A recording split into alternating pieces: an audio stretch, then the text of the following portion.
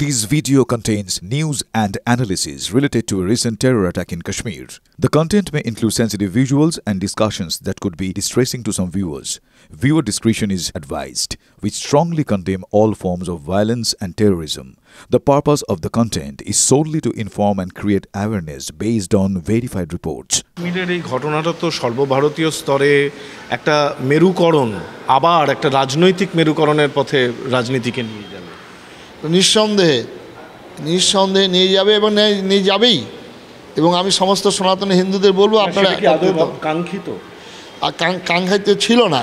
আমার তো রবীন্দ্রনাথের দেশে রবীন্দ্রনাথ এই কথা বলেছেন, দিবে আর নিবে, মিলাবে আর মিলিবে, যাবে না ফিরে। নানা ভাষা, নানা মত, নানা পরিধান, বিবিধের মাঝে দেখো মিলন মহান।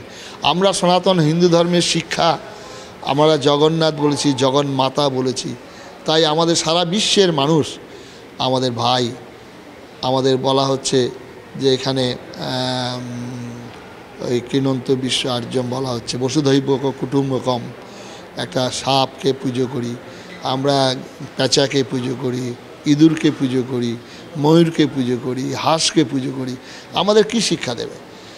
তো সুতরাং আজকে সম্পর্কে শাস্ত্র এবং অস্ত্র দুটো জিনিস আমাদের দেবতাদের কাছ থাকে। এই যে আপনি বলছেন শাস্ত্র এবং অস্ত্র, বিজেপি নেতাদের মুখেও অস্ত্র তুলে ধরার কথা শোনা যাচ্ছে। এই রাজ্য বিজেপি নিয়ে রাজ্য বিজেপির এটা অস্ত্র খালি বললে তো হবে না। শাস্ত্র যদি না থাকে খালি অস্ত্র দিয়ে কোনো লাভ, তার তো আসরিক শক্তি হবে। রাজ্য বিজেপির সম্পর্কে আপনার কি মূল্যায়ন? সেটা রাজনৈতিক দলের মূল্যায়ন, ওদের মধ্যে ওদের চিন্তা ভাবনা করবে। তবে শাস্ত্র জ্ঞান শাস্ত্র যদি না থাকে, খালি অস্ত্র নিয়ে তো আসরিক শক্তি হয়ে যাবে। তাহলে অস্ত্র এই জন্যই সময় অস্ত্র যদি একজন মস্তানের হাতে, একজন বেপরোয়া মানুষের হাতে যদি অস্ত্র চলে যায়, সেই অস্ত্র দিয়ে এরকম হবে আমেরিকা স্কুলে আজকে যা কাশ্মীরে হচ্ছে। আমার কাছে যেমন রিভলভার আছে, তো কোথায় প্রয়োগ করতে হবে আত্মরক্ষার জন্য আমাকে এটা প্রয়োগ করব। কিন্তু এই রিভলভারটা যদি একটা রাস্তার ফুটপাতের মানুষের কাছে থাকে, যেখানে সেখানে গুলি করে দেবে। তাহলে বিজেপির নেতারা এই যে কথাটা বলছেন, এটা কি একটু সংশোধন করা দরকার? সংশোধন করা দরকার। তার জন্য শাস্ত্র জ্ঞান থাকা দরকার। খালি অস্ত্র নিয়ে লাফালাফি করলে হবে না। যার জন্যে রামায়ণ জয় শ্রীরাম বললাম, কিন্তু রামচন্দ্রের জীবন এবং আদর্শ থেকে কোনো শিক্ষা লাভ করলাম না, তাহলে হবে না।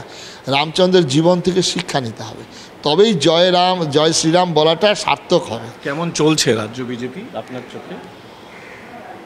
রাজনৈতিক যারা বিশ্লেষক তারা চিন্তা ভাবনা করবেন। ঠিক, আমি তো প্রথমেই বলেছি আপনি একজন সন্ন্যাসী, কিন্তু আপনি তো রাজনীতি সমাজ সম্পর্কে উদাসীন নন। আপনার একটা মতামত আছে, তা নিয়ে বিতর্ক হয়। আমি তাই এই প্রশ্নটা, আমি সন্ন্যাসী, আমাদের স্বামী বিবেকানন্দ সন্ন্যাসী হয়েও তিনি সামাজিক কথাবার্তা বলেছেন। অবশ্যই আমাদের দেশে সন্ন্যাসীরা বিদ্রোহ, আমার তো সন্ন্যাসী বিদ্রোহ হয়েছিল। আমাদের দেশে শিবাজির পিছনে রামদাস স্বামী ভগবান রামচন্দ্রের বিরুদ্ধে ছিলেন, পক্ষে ছিলেন, তাকে তৈরি করেছেন বশিষ্ঠদেব, বিশ্বামিত্র। সুতরাং আমি সন্ন্যাসী, নিশ্চয়ই আমাকে চোখ কান খোলা রাখতে হবে। সামাজিক এই পরিস্থিতিতে আমি যারা রাজনীতি করছেন তাদেরকেও একটু সব থেকে একতাবদ্ধ হওয়া। দেবতারা প্রচুর শক্তিশালী ছিল, তাদের একক শক্তি বিরাট ছিল। আজকে বিজেপি নেতাদের একক শক্তি আছে, কিন্তু একতাবদ্ধ অভাবে তারা আজকে ভুগবে। সুতরাং আজকে তাদের পঞ্জীভূত শক্তি নিয়ে তৈরি হয়েছিলেন মা দুর্গা, মহামায়া, তিনি অসুরকে বধ করেছিলেন। আমি মনে করব যারা রাজনীতি করছেন সর্বাগ্রে তাদের নিজেদের একতা হওয়া দরকার। আপনি তো গোষ্ঠীদ্বন্দ্ব নিয়ে ইঙ্গিত করছেন। কার্তিক মহারাজ তো বিজেপির নেতাদের গোষ্ঠীদ্বন্দ্ব নিয়ে কথা বলছেন। গোষ্ঠীদ্বন্দ্ব ঠিক নয়, তবে এখান থেকে শিক্ষা নেওয়া, আমাদের ধর্মীয় এর থেকে শিক্ষা নেওয়া, না হলে বিপদ হবে, তারা ভুগবেন। একটা অন্য প্রশ্ন করি। অভিষেক বন্দ্যোপাধ্যায় তিনি গতকাল একটা টুইট করেছেন। টুইটে বলেছেন যে বলা হয়েছিল 370 ধারা বাতিল হলে সব সমাধান হয়ে যাবে। বলা হয়েছিল কালো টাকা নোটবন্দি হলে সন্ত্রাসীদের হাতে আর কোনো টাকা থাকবে না। এই সব ব্যাপারেই মোদী সরকার ব্যর্থ, উনি কটাক্ষ করেছেন।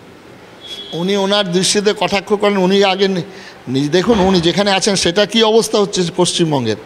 ওনাকে অনুরোধ করব, এখন 10টা 20টা 100টা মানুষ মেরে ভারতবর্ষকে শেষ করা যাবে না। এবং এতে নোটবন্দির যে সবটাই যে কুফল হয়েছে তাও নয়। আজকে যে নকল টাকা সম্পর্কে অনেকটা আমরা আশ্বস্ত হয়েছি, এখন উঠেই গেছে। উনি আগে পশ্চিমবঙ্গের কথা বলুক, উনি আজকে যান ফারাক্কা ধুলিয়ানে যান, উনি আগে মোথাবাড়িতে যান, মালদাতে কি অবস্থা হচ্ছে উনি দেখুক আগে।